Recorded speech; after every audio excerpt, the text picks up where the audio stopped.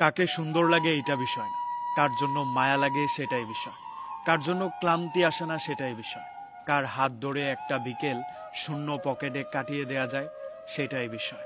মনোবিজ্ঞানীরা বলেন, যার জন্য হাসি হয়, যার জন্য খুশি হয়, যার চেহারা দেখলে মায়া হয়, তাদেরকে একটু আদর করে রেখে দিতে হয়।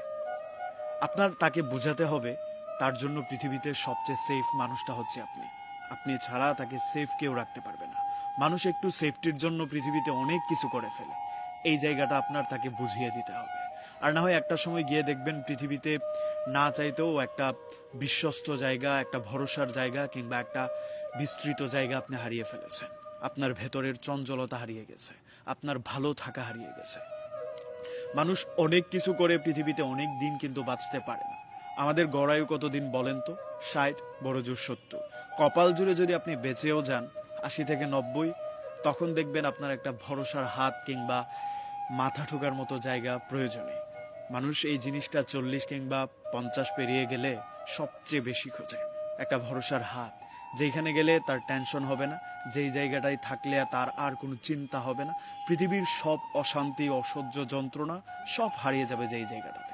এই জায়গাটা মানুষের দিন শেষে লাগে, এমন একটা জায়গা লাগে, এমন একটা বিশ্বস্ত হাত লাগে, এমন একটা মানুষ লাগে যে চোখের দিকে তাকিয়ে ভেতরটা পড়ে নিতে পারে, যে বুঝতে পারে যে একটা মানুষের ভেতরে কি কি চলতেছে, মানুষটা কেমন আছে, এখন সে হাসলো কেন কিংবা কান্না আসছে কেন। চোখের কোণের জলটা আপনার মনের ভেতর অবধি তাকে নিয়ে যাবে, যে প্রশ্ন করতে পারবে আপনাকে যে এইভাবে তুমি ভালো থাকতে পারো কিংবা তোমার জন্য এটা ভালো হবে। আমাদের একজন গার্জিয়ান, একজন প্রিয় মানুষ, একজন মনের মানুষ, সবটা একটার ভিতরে চলে আসবে।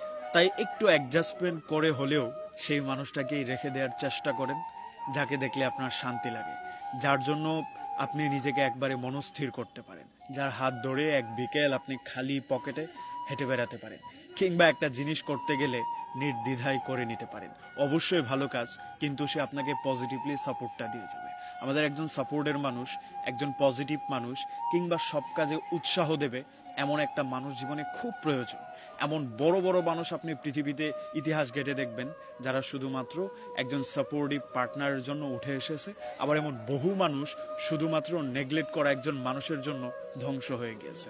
তাই সবসময় চেষ্টা করবেন এমন একজন মানুষের পাশে থাকার জন্য কিংবা সাথে থাকার জন্য, যে মানুষটা আপনাকে সব কিছু মিলিয়ে বুঝতে পারে।